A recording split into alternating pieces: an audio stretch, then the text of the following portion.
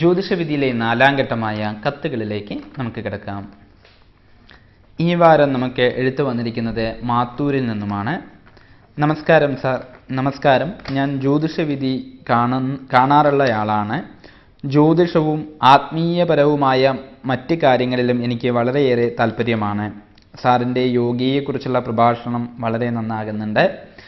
അതിൻ്റെ ഗുണങ്ങൾ മനസ്സിലാക്കിയ ഞാൻ യോഗ പഠിക്കുവാൻ തുടങ്ങി. എനിക്കതിൻ്റെ നല്ല മാറ്റമുണ്ട്. ഞാനൊരു വീട്ടമ്മയാണ്. എനിക്കിതിൻ്റെ ആവശ്യമില്ല എന്നായിരുന്നു ഞാൻ ഇതുവരെ കരുതിയിരുന്നത്. ആ ധാരണ തെറ്റാണ് എന്ന് മനസ്സിലായി. എന്നെപ്പോലെയുള്ള വീട്ടമ്മമാരോട് എനിക്ക് പറയാനുള്ളത്, നിങ്ങളും യോഗ ചെയ്യാൻ സമയം കണ്ടെത്തണമെന്നാണ്. നിങ്ങൾ അങ്ങനെയൊരു തീരുമാനം എടുത്താൽ നിങ്ങളുടെ കുടുംബത്തിന് നല്ലൊരു മാറ്റം ഉണ്ടാകും. എനിക്കറിയേണ്ടത് എൻ്റെ നാളിൻ്റെ ഇപ്പോഴത്തെ സമയത്തെക്കുറിച്ചാണ്. കുറച്ചു നാൾ മുമ്പ് എനിക്കൊരു ഓപ്പറേഷൻ വേണ്ടി വന്നു. അതിൻ്റെ ബുദ്ധിമുട്ടുകൾ മാറി വരുന്നതേയുള്ളൂ. ഇനിയും അത്തരം ബുദ്ധിമുട്ടുകൾക്ക് ഇടയുണ്ടോ എന്നറിയണം. ഉണ്ടെങ്കിൽ എന്താണ് അതിന് പരിഹാരം എന്നുകൂടി വ്യക്തമാക്കി തരുവാൻ അപേക്ഷിക്കുന്നു എന്നുള്ളതാണ് എഴുതിയിരിക്കുന്നത്. അപ്പോൾ ഇതിൽ പറഞ്ഞിരിക്കുന്നതായ കാര്യം യോഗയെക്കുറിച്ചുള്ള കാര്യങ്ങൾ ഉപകാരപ്പെട്ടു എന്നാണ് പറഞ്ഞിരിക്കുന്നത്. ഉപകാരപ്പെട്ടു എന്ന് മാത്രമല്ല, അത് ജീവിതത്തിലോട്ട് പകർത്തി എന്ന് കൂടിയിട്ടാണ്. രശ്മിയാണ് നമുക്ക് എഴുതിയിരിക്കുന്നത്. രശ്മി പറഞ്ഞിരിക്കുന്നത് ആ യോഗയെക്കുറിച്ച് അവർ മനസ്സിലാക്കി എന്ന് മാത്രമല്ല, ആ യോഗ പഠിക്കാനും തുടങ്ങി എന്നുള്ളതാണ്. അതിൻ്റെ നല്ലൊരു മാറ്റമുണ്ട്. മാത്രമല്ല, വീട്ടമ്മയാണ്. അവർക്കതിൻ്റെ ആവശ്യമില്ല എന്നായിരുന്നു അവരതുവരെ കരുതിയിരുന്നത് എന്നും ആ ധാരണ തെറ്റാണ് എന്ന് മനസ്സിലാക്കി. അപ്പോൾ അനുഭവത്തിൽ നിന്നാണ് ഒരു വ്യക്തി നമ്മളോട് ഇത് പറയുന്നത്. എനിക്കും അത് തന്നെയാണ് നിങ്ങളോട് ഈ പ്രോഗ്രാം കണ്ടുകൊണ്ടിരിക്കുന്ന പ്രേക്ഷകരോട് പറയാനുള്ളത്. വീട്ടമ്മയാണ് അല്ലെങ്കിൽ ഏതെങ്കിലും ഒരു ചട്ടക്കൂടിൽ ഒതുങ്ങി എന്ന് പറഞ്ഞിട്ട് യോഗയുടെ ആവശ്യമില്ല എന്നുള്ളതായിരിക്കുന്ന ഒരു മുൻധാരണ വേണ്ട എന്ന് തന്നെയാണ് പറയാം. ചില വ്യക്തികൾ പറഞ്ഞത് ഞാനും കേട്ടിട്ടുണ്ട്. ഞാൻ ഒരു വീട്ടമ്മയാണ്, അതുകൊണ്ട് തന്നെ വീട്ടിലെ സകല പണിയും ഞാൻ ചെയ്യും. പക്ഷേ അതുകൊണ്ട് തന്നെ നല്ലൊരു വ്യായാമം ഞാൻ ചെയ്യുന്നുണ്ട്. അപ്പോൾ എനിക്ക് യോഗ ചെയ്യേണ്ടതായിരിക്കുന്ന ആവശ്യമുണ്ടോ എന്നെല്ലാം തന്നെ ചോദിക്കാറുണ്ട്.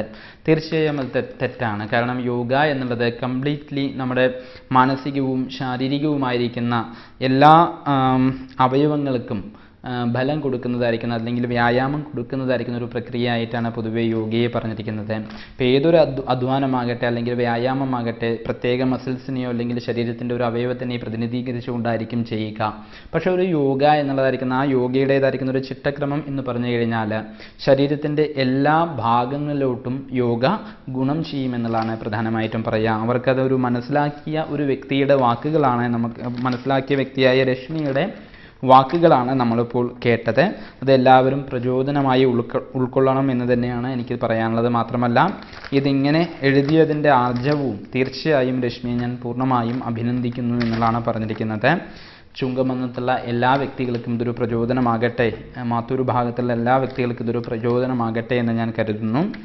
അതുപോലെ തന്നെ ജാതക ബലം അറിയണം, നാളിൻ്റെ ഫലം അറിയണം. നാള് മാത്രമേ എഴുതി അയച്ചിട്ടുള്ളൂ. 47 വയസ്സും മാത്രമാണ് കൊടുത്തിരിക്കുന്നത്. മകൻ നക്ഷത്രമാണ്.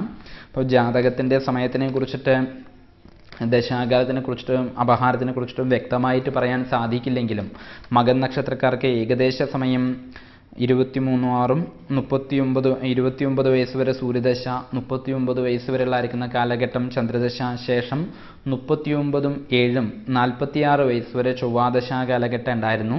ചൊവ്വാദശാ കാലഘട്ടത്തിന് ശേഷം ഏകദേശം ഇപ്പോൾ രാഹുദശാകാലം തുടങ്ങുന്ന ഒരു സമയമാണ്. രാഹുദശാകാലം തുടങ്ങിയിട്ടുണ്ടാകും.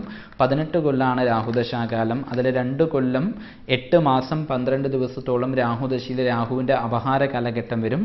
ഇപ്പോൾ നിങ്ങൾ ആ സമയത്തിലാണ് എന്നാണ് ഒരു ഏകദേശ കണക്ക് പ്രകാരം മനസ്സിലാക്കാൻ കഴിയുന്നത്. എന്തായാലും ചൊവ്വാദശയുടെയും രാഹുദശയുടെയും ഒരു ഘട്ടത്തിൽ നിൽക്കുന്നതായിരിക്കുന്ന ഈ കാലഘട്ടത്തിൽ ആരോഗ്യപരമായിരിക്കുന്ന പ്രതിസന്ധികൾ തീർച്ചയായിട്ടും വരാനുള്ളതായിരിക്കുന്ന ഒരു യോഗം ഉണ്ടായിരുന്നു. ചൊവ്വയുടെ ദശയിൽ എല്ലാം തന്നെ ഓപ്പറേഷനുള്ളൊരു സാധ്യതയുണ്ടായിരുന്നു. എന്തായാലും ഈ രാഹുവിൻ്റെ കാലഘട്ടം, അപഹാര കാലഘട്ടം കഴിയുന്നത് വരെയുള്ളതായിരിക്കുന്ന കാലം കുറച്ചൊരു പ്രയാസമേറിയ സമയമാണ്. മാത്രമല്ല, മകൻ നക്ഷത്രക്കാർക്ക് പൊതുവിൽ അത്ര കണ്ട അനുകൂലമല്ലാത്തൊരു സമയമാണിത്.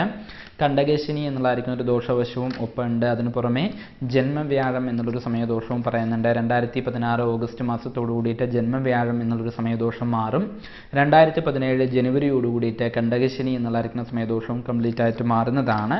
പിന്നീട് ഈ രാഹുദശയിൽ രാഹുവിൻ്റെ അപഹാര കാലഘട്ടവും കൂടി കഴിഞ്ഞു കഴിഞ്ഞാൽ ആരോഗ്യപരമായിരിക്കുന്ന കാര്യത്തിൽ നല്ല രീതിയിലുള്ളതായിരിക്കുന്ന മാറ്റങ്ങൾ പ്രധാനമായിട്ടും വരും. എന്തായാലും ഇനിയും അതിന് ഇത്രയും ബുദ്ധിമുട്ടുകൾ അല്ലെങ്കിൽ ആരോഗ്യപരമായിട്ടുള്ള ബുദ്ധിമുട്ടുകൾക്ക് ഇടയുണ്ടോ എന്ന് ചോദിച്ചു കഴിഞ്ഞാൽ ചെറിയ വിഷമതകൾക്ക് ഇനിയും സാധ്യത പറയുന്നത് കൊണ്ട് ശിവക്ഷേത്രത്തിൽ മൃത്യുഞ്ജയ ഹോമത്തിനും അതുപോലെ തന്നെ പിൻവിളക്ക്, ധാര എന്നീ പ്രതിവിധികൾ നടത്തുന്നതും ഒരു പരിഹാരമായിട്ട് പറയും. അതിനൊപ്പം തന്നെ ശാസ്താവിനെ പ്രാർത്ഥിക്കുന്നത്, അയ്യപ്പനെ പ്രാർത്ഥിക്കുന്നത് നല്ലതാണ്. അതിലുപരി രാഹുദശാകാലമാകും നടന്നുകൊണ്ടിരിക്കുന്നത് എന്ന് ഊഹിക്കുന്നത് കൊണ്ട് സർപ്പത്തിൻ്റെ അമ്പലത്തിൽ, സർപ്പക്ഷേത്രത്തിൽ 100 പാലും വഴിപാട് നടത്തുന്നതോ സർപ്പബലി ചെയ്യുന്നതോ അതെല്ലാം തന്നെ പരിഹാരമായിട്ടുള്ളൊരു കാര്യമായിട്ടാണ് പൊതുവെ പറയുന്നത്.